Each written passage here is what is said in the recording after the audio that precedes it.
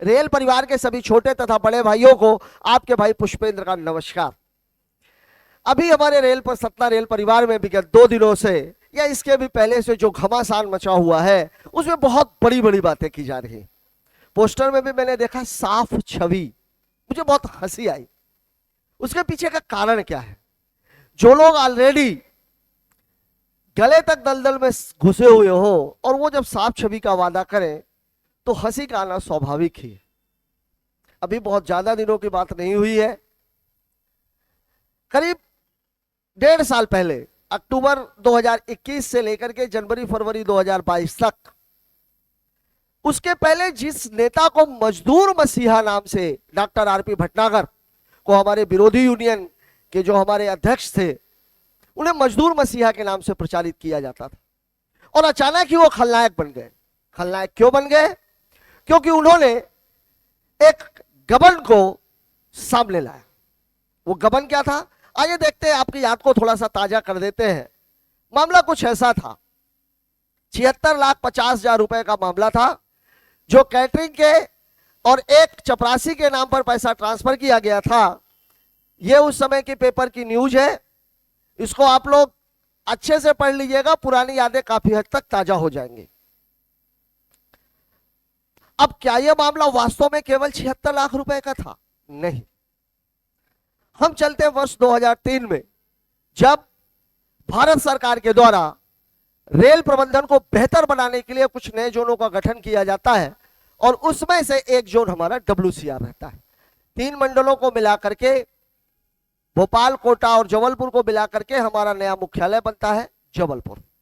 और उसी समय हर मुख्यालय पर एक संगठन के हिसाब से NFIR से एफिलिएटेड संगठन WCRMS और AIRF से एफिलिएटेड संगठन WCRU का गठन होता है।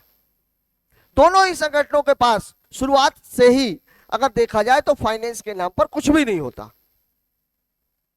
AIRF की कार्यप्रणाली, लाल झंडे की कार्यप्रणाली के हिसाब से 4 लोगों को डेपुटेशन पर लिया जाता है और वही हमारे विरोधी संगठन द्वारा किसी भी आदमी को डेपुटेशन पर नहीं लिया जाता। डेपुटेशन वास्तव में वह प्रक्रिया होती है जिसमें कर्मचारी रेलवे का तो होता है, लेकिन उसकी जो सैलरी है, उसके जो वेतन और भत्ते हैं वो रेलवे के द्वारा नहीं दिए जाते, वो आपके चंदे से दिए जाते हैं। और लाल झंडे का जो ये कल्चर है ये इसलिए है क्योंकि जब किसी को आप वेतन देते हैं तो वास्तव में वो आपका मजदूर होता है।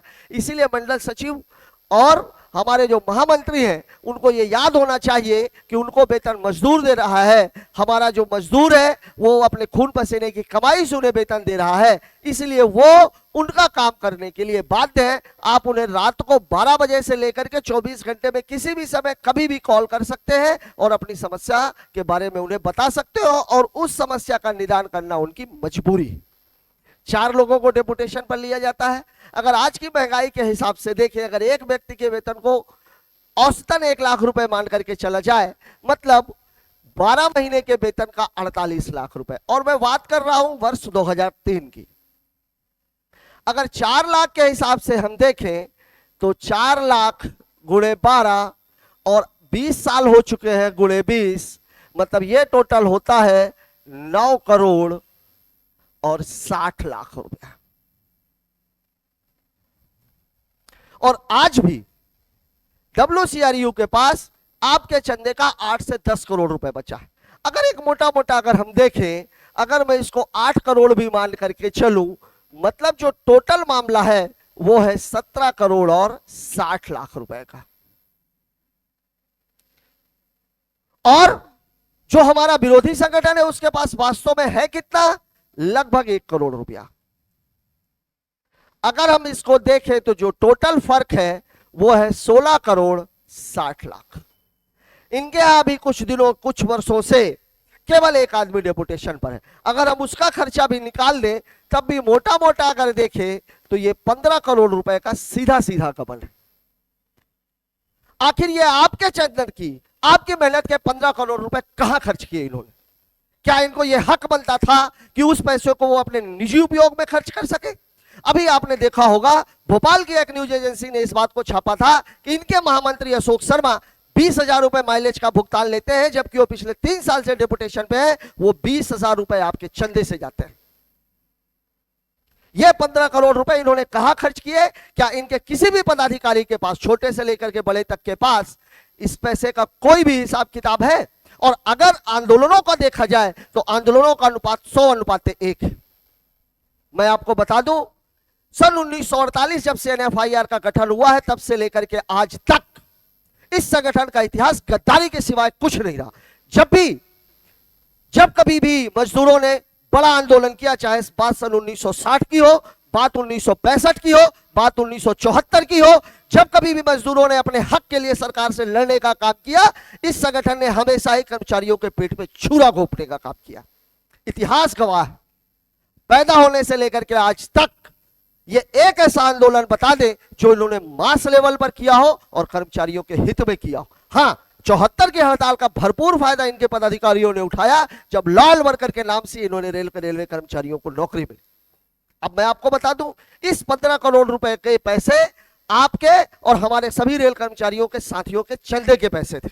इस 15 करोड़ रुपए का हिसाब मांगने का आपका पूरा हक है।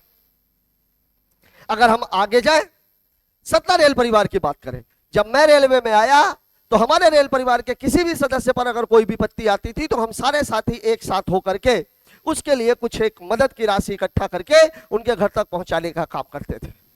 पहली बार मुझे अच्छे तरीके से याद है, मेरे आने के बाद, उसके पहले बहुत सारे लोगों के लिए हुआ, लेकिन मेरे आने के बाद LN वर्मा और श्री RK यादव जी के लिए यह कलेक्शन किया गया था। उसके बाद से लगातार यह प्रक्रिया चलती रही, चाहे वो महाशिवरात्रि का पूजन हो, चाहे वो विश्वकर्मा जयंती हो, चाहे वो हमारे परमिंदर जी, राकेश कुमार जी, अभी हमारे जो दोनों छोटे भाई शत्रुंजय त्रिपाठी और कुमार गौरव गौतम का मामला रहा हो, या ऐसा कोई भी मामला रहा हो, हमने हमेशा ही एक दूसरे का हाथ बटाया। याद कीजिए कितनी बार आपको हिसाब मिला और कितनी बार आपको हिसाब नहीं मिला, और जितनी बार हिसाब नहीं मिला, वो हिसाब जब नहीं मिला उस समय उस पैसे को इकट्ठा करके खर्च करने वाले लोग कौन थे? और आज यही लोग आपके बीच में खड़े होकर के स्वच्छ छवि, स्पष्ट दृष्टिकोण, सर्वांगीण विकास के नाम पर वोट मांगने का काम कर रहे हैं। क्या आप में से कोई भी व्यक्ति ऐसे किसी भी व्यक्ति को वोट देना चाहेगा जो उस आइडियोलॉजी का समर्थन करता है जिसने हमेशा ही रेल कर्मचारियों के साथ गद्दारी की? क्या कोई भी व्यक्ति ऐसे किसी भी संगठन के आइडियोलॉजी के मानने वाले व्यक्ति को अपना समर्थन देना चाहेगा जो पैसे खाने को अपना हक समझते हो? और मैं खुले मंच से चैलेंज करता हूं कि इसमें से कोई भी व्यक्ति आकर के इस 15 करोड़ रुपए का हिसाब दे दे। कहां खर्चे होते हैं ये पैसे? और क्यों आज तक ऐसा हुआ कि गठन से लेकर के आज तक आपने रेल कर्मचारियों के नाम पर कोई ऐसा मास आंदोलन नहीं किया जिससे रेल कर्मचारियों का हित हो? हां, हमने उस समय जरूर कर्मचारियों को धोखे में रखने का काम किया और अपना फायदा करवाने का काम किया जब कर्मचारी अपनी मांग को लेकर के आंदोलनरत था। साथियों, मेरा आप सबसे विनम्र अनुरोध, मैं हाथ जोड़ करके आप सबसे विनती करता हूं कि अभी आप जब वोट देने के लिए जाएं तो इस बात को याद रखें कि जब भी कर्मचारी के ऊपर मंडल प्रशासन, रेल प्रशासन के द्वारा हमला किया जाता है, उस समय कौन सा संगठन ऐसा होता है जो आपके साथ कंधे से कंधा मिला करके रेल प्रशासन के साथ लड़ने का काम करता है, और कौन सा ऐसा संगठन होता है जो काम हो जाने के बाद आकर के गाने का काम करता है? कभी भी रेल प्रशासन जाति, क्षेत्र, यह सब देख करके कोई भी कार्यवाही नहीं करता। तो मेरा आपसे विनम्र आग्रह है कि आप सब वोट देते समय केवल रेल कर्मचारी बनकर के वोट कीजिए, क्योंकि रेल कर्मचारी हमारा ये पूरा एक परिवार है, और इस परिवार के ऊपर जब कभी भी कष्ट आएगा तो याद रखिए प्रभावित हर कोई होगा, क्योंकि आज अगर हमारे पड़ोसी का घर चल रहा है और हम सो रहे हैं तो यकीन रखिए कि अगला नंबर आपका है।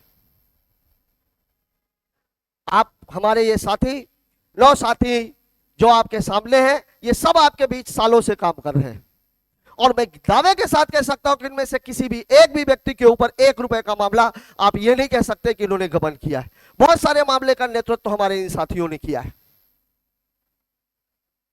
मेरा आपसे विनम्र अनुरोध है कि जिस तरीके से अभी पिछले 5-7 सालों से मनोरंजन गृह की दुर्दशा को उबार करके आज हम इस स्थिति तक लाए हैं कि आज जो मनोरंजन गृह है वो मनोरंजन गृह के लिए सारे लोग उतावले हो रहे हैं। उन्हें किसी गद्दार, किसी भ्रष्टाचार वाली आइडियोलॉजी के लोगों को अपना मत दे करके इसे बर्बाद करने का काम मत कीजिए। यह है कल आपका मत पत्र, और इसमें आपका जो संगठन है वो बिल्कुल एक लाइन से लिखा हुआ है, और इसी में आपको कुल मिलाकर के 9 वोट देने हैं। 10वां वोट यदि आप दे देंगे तो वह अमान्य हो जाएगा। तो इसमें से सीधे सीधे आपको 9 निशान लगा करके अपने साथ खड़े रहने वाले संगठन का साथ दीजिए और उसे मजबूत कीजिए। अगर हम किसी मजदूर को उसकी मजदूरी नहीं देते हैं तो याद रखिए उसका भी दिल टूटता है। मुझे आशा ही नहीं, पूरा भरोसा है कि हमारे रेल कर्मचारी विगत वर्षों की तरह ही इस बार भी अपने लाल झंडे के ऊपर अपना विश्वास जताते हुए हमारे साथियों को जिताने का काम करेंगे। भारी से भारी मतों से जो है उन्हें जिताएंगे, और रेल मनोरंजन के आज जिस स्थिति में है, आज के 2 साल बाद उससे बेहतर स्थिति में देंगे। जो हमारा घोषणा पत्र है आप उसे पढ़ लीजिए एक बार, और उसमें लिखी हुई एक एक बात हम आपको करके देंगे। ऐसा मैं आपको WCRU सेक्रेटरी के तौर पर आपको भरोसा दिलाता हूं। धन्यवाद साथियों, जय हिंद, लाल सलाम।